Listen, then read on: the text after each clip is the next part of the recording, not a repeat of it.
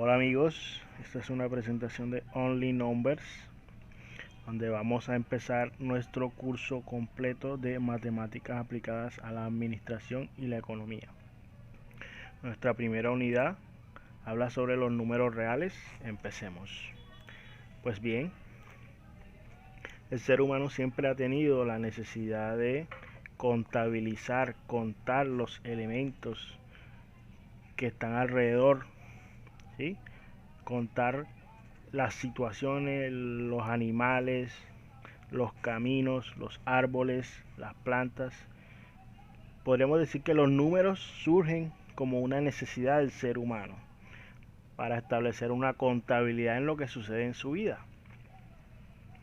En ese sentido, podemos decir que el primer número con el que el ser humano entra en contacto, a ese número lo llamamos número natural, ¿sí?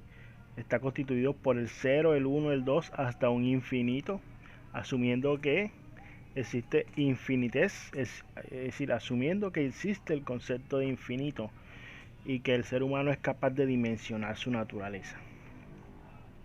Pues bien, el primer tipo de número que el ser humano ha podido entender es el número natural. Sin embargo, con el tiempo empezaron a aparecer situaciones en las cuales los números naturales se quedaban cortos.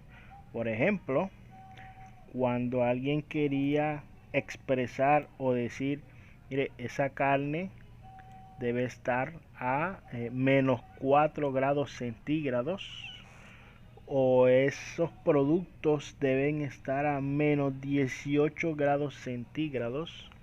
Bueno, empezaron a surgir situaciones como esta, como la temperatura, donde los números positivos no permitían expresar lo que queríamos decir, que quiere decir una temperatura bastante fría, ¿sí?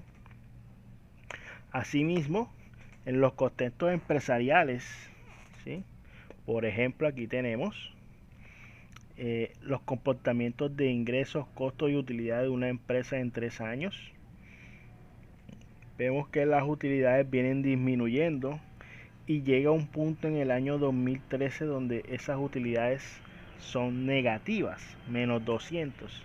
Esto quiere decir que los ingresos que genera la empresa están siendo menores a los costos. Esto puede deberse a muchas situaciones, o bien la capacidad de generación de ingresos de la empresa no son suficientes, o los costos que se están presentando son excesivos, o también, en última situación, ambas cosas. Pues bien, cuando yo digo una empresa tiene una utilidad de menos 200, bueno, estoy haciendo uso de un número entero, ¿sí?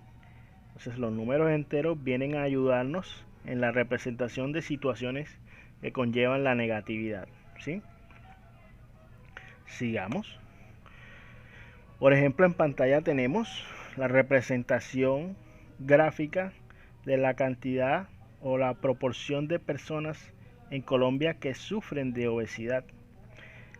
Viendo ese gráfico, yo puedo expresar esa situación de varias formas. Por ejemplo, yo puedo decir un cuarto de la población es obesa. Está bien dicho, está perfecto, ¿sí? La cuarta parte, 1 de cada 4 ciudadanos o personas son obesos, ¿sí? Ahora, si yo cojo un cuarto, 1 entre 4, hago 1 entre 4 y resulta que 1 entre 4 lo da 0,25, un número diferente a los que hemos visto. No es ni natural ni es entero, ¿sí? Ahora, ese número, que es un decimal, lo puedo representar porcentualmente y yo puedo decir simplemente el 25% de la población es obesa. 25 de cada 100 o 1 de cada 4 personas son obesas. Este número fraccionario y este número decimal son representaciones de lo que conocemos como números racionales, ¿sí? Un número racional es todo aquel que puede expresarse como una razón, como una división entre un numerador y un denominador. Pues bien, nos hemos dado cuenta también que esa fracción puede representarse como decimal y también puede representarse como un porcentaje. Seguimos. Existen algunos números que no pueden representarse como fracción, que no es posible representarlos como fracción.